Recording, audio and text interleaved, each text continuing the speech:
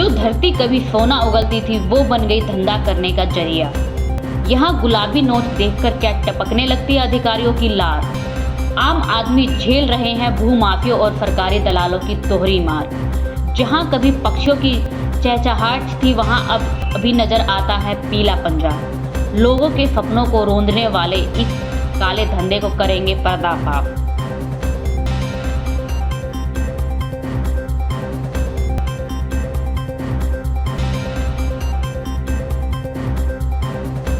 ये धरती मेरी माँ है, फिल्म बॉर्डर का ये डायलॉग तो आपने खूब सुना होगा। इस माँ के लिए भारत के किसी भी बच्चे से पूछा जाए कि क्या कर सकता है तो पहला जवाब होगा खून का एक एक कतरा बहा सकता हूँ। पर क्या हो जब इसी देश के लोग इसी माटी का सौदा कर रहे हों, वो भी एक बार नहीं कई बार। इतनी बार कि उस माटी को भी समझ ना आए कि क्या हो जब इस देश में पढ़ लिख कर अधिकारी बने लोग दलाली कर रहे हों, इसी देश के खाकी वाले कागजी कार्रवाई कर रहे हों। जी हाँ, कहानी बॉर्डर की है। फर्क ये है कि देश का बॉर्डर नहीं राज्य का बॉर्डर है। दिल्ली उत्तर प्रदेश बॉर्डर के पास बुराड़ी का प्रधान एन्क्लेव में बसी अवैध कॉलोनी एमपीडी अधिकारियों की एक मोटी कमाई का जरिया बनाया हुआ है, जहां पर अवैध कॉलोनी बसाने के नाम पर पैसा लिया जाता है और वहीं डिमोलेशन का डर दिखाकर भी एक बड़े पैमाने पर अवैध उगादी की जाती है। अगर अधिकारी ईमानदारी से काम करते तो यह गरीब लोग बेगाना होते, लेकिन दो दिन पर पैसा लेने के बाद भी मकान का तोड़ा जा रहा है, जिसमें सिर्फ गरीब आदमी पर ही मार आती है, क्योंकि बार बार डेमोलेशन का डर दिखाकर इसे भाई का जरिया बना रहा है। जो और देता है वहां पर सिर्फ छोटी छोटी दीवारें ही तोड़ी जाती हैं। जो बार बार रिश्वत नहीं देता फिर उसी के मकान को तोड़ा जाता है। अगर ऐसा नहीं है तो फिर इतनी बड़ी बड़ी कॉलोनियां कैसे बस गई? अगर अधिकारी ईमानदारी से काम करते तो आज दिल्ली में चारों तरफ अवैध कॉलोनी का जाल नहीं बिछा होता। तस्वीरों में आप जिन मकानों को देख रहे हैं वो कई लोगों का सपना है, पर ये सपना जितना अच्छा है उतनी ही बेरहमी से टूट भी जाता है। दरअसल जिस जमीन पर ये सपनों के आशियाने तैयार हो रहे हैं वो कृषि योग्य जमीन है। इन जमीनों पर अक्सर प्लॉट काट दिए जाते हैं। सरेआम धरती माँ का सौदा किया जाता है और जब आशियाना तैयार होता है तो पीले पंजे से तोड़ दिया जाता है।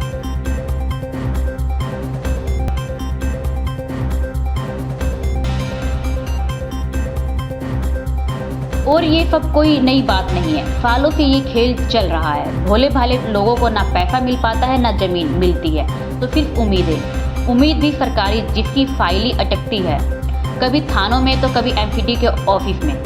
धरती के खरीदने बेचने और ताश के महल को तोड़ने के खेल को समझिए। कायदे से इन जमीनों पर हरियाली होनी चाहिए थी, पर यहाँ पर कंक्रीट का जंगल तैयार किया जाता है। कंक्रीट के जंगल में बीज बोने का काम करते हैं प्रॉपर्टी डीलर, जो हरी भरी जमीन को बेच देते हैं और जब मकान तैयार हो जाते हैं तो सरकारी अधिकारी लाव लश्कर के साथ तोड़ने आ जाते हैं। पर सवाल ये कि जब प्लॉट काटे जाते हैं तब अधिकारी कहाँ होते हैं? जिन जगहों पर कार्रवाई को अंजाम दिया गया उनकी फाइलें डीडीए ऑफिस में अब तक क्यों अटकी हैं? जमीन के दलालों पर एक्शन क्यों नहीं? कमाल तो ये है कि कार्रवाई भी एक तरफा होती है। सही सुना आपने, एक तरफा। सूत्र बताते हैं जहां से पैसा आता है वहां से सरकारी बुलडोजर के चक्के अपने आप घूम जाते हैं। पीला पंजा पैसों के आगे झुक जाता है और जहां से पैसे सरकारी अधिकारियों की जेब गर्म नहीं करते वहां बुलडोजर अपनी गर्मी दिखाता है। ऐसे में सवाल ये है कि उच्च अधिकारी कब तक चुप रहेंगे? कब तक अवैध अतिक्रमण का खेल जारी रहेगा? क्या एमपीडी महकमे से लेकर डीडीए तक की लाल गुलाबी नोट देखकर टपकने लगती है?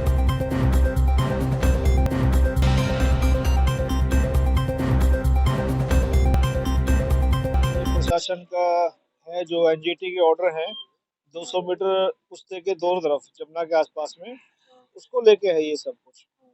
लेकिन इसमें मैं ये भी कहना चाहूँगा कि जब भूमाफिया जो इस जमीन को बेचते हैं तब गरीब लोग इसको खरीद रहे हैं। उस टाइम ये प्रशासन कहाँ था जब ये कॉलोनियाँ कट रही थी, जब इस पर कंस्ट्रक्शन चल रही थी, जब कहाँ था प्रशासन? आज प्रशासन जाग गया जब लोगों ने, गरीब लोगों ने अपना एक एक पैसा जुटाकर यहाँ पर प्लॉट लिए हुए हैं, अब उसमें तोड़ फोड़ हो रही है। ठीक है, हम मानते हैं एनजीटी के ऑर्डर है, एनजीटी जो कर रही है ठीक कर रही है, स्वच्छता अभियान चला रही है, लेकिन गरीबों का क्या होगा जिन्होंने यहाँ पर प्लॉट खरीदे हुए हैं? वो कहाँ जाएंगे? 73 कॉलोनी में आप ये लोगे कि कितने लोगों ने यहाँ पर प्लॉट खरीदे हुए हैं। इन भू माफियाओं के खिलाफ कोई कार्रवाई नहीं होगी क्या? अब आपका भी प्लॉट बताया जा रहा है, यहाँ पर मेरा भी एक छोटा सा प्लॉट है, मैं किसके पास जाऊंगा? मैं कहाँ जाऊंगा बताइए? एनजीटी के ऑर्डर हो गए, लेकिन इसको भरपाई कौन करेगा? देखिए जी, इसमें तो कोई दो राय नहीं है। जो कॉलोनियां बसी हुई हैं, वो सब जितना भी घर का कूड़ा निकलता है, सब यमुना के किनारे पुश्ते पे सब फेंका जाता है। इसमें तो हम इसको नकार नहीं सकते इस बात को, कि गंदगी होती है। इसके जहाँ तक है हम ही है कि कॉलोनी हम बसा रहे हैं, कॉलोनियां टूट भी रही हैं, लेकिन जो गंदगी है वो कॉलोनी जो पुश्ते के नजदीक जितनी बसी है, सारा जो अपना घर का कूड़ा कचरा है सब पुश्ते में फेंकते हैं उसको।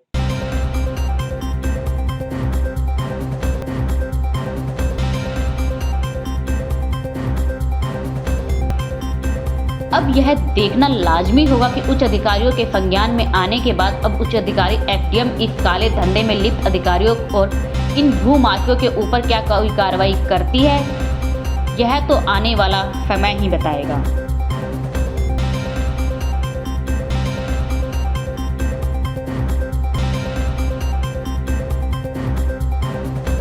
सर इस बारे में तो खैर यही है कि देखो जो सरकार कर रही है जो भी है ठीक ही है, पर जो फिलहाल है पर गरीबों का तो नुकसान है। पर अब देखो जितना ली है जमीन तो वो तो फंस ही गया ना, वो तो अब उसका क्या होगा सर, वो तो खैर इस बारे में तो सरकार देखेगी, पर नुकसान तो नुकसान ही है। यहाँ पर सिस्टम ही ठीक नहीं है। अगर हमें रजिस्ट्री हो तो आदमी कौन बेचेगा, कौन लेगा? रजिस्ट्री नहीं है, किसी पे पावर ऑफ टर्नी दे देते अपना जयराम जी की तो। पर हो तो रहा, पर सरकार भी इसमें थोड़ा गलत वो है। पर जो अब जिन्हें सर्टिफिकेट कागज बनाए हैं वो तो वहाँ भी तो सरकार का बंदा बैठा हुआ है, क्यों बना रहा है वो? भाई हम ये भी तो बोलेंगे ना, ये बना क्यों रहा है? कॉलोनी काटने वाले भी आ रहे हैं क्या, नहीं आ रहे हैं यहाँ पर? यहाँ पे तो सर कुछ नहीं दिख रहा है, खाली खाली खाली खाली। गरीब आदमी का गरीब आदमी का यहाँ तो नुकसान ही है।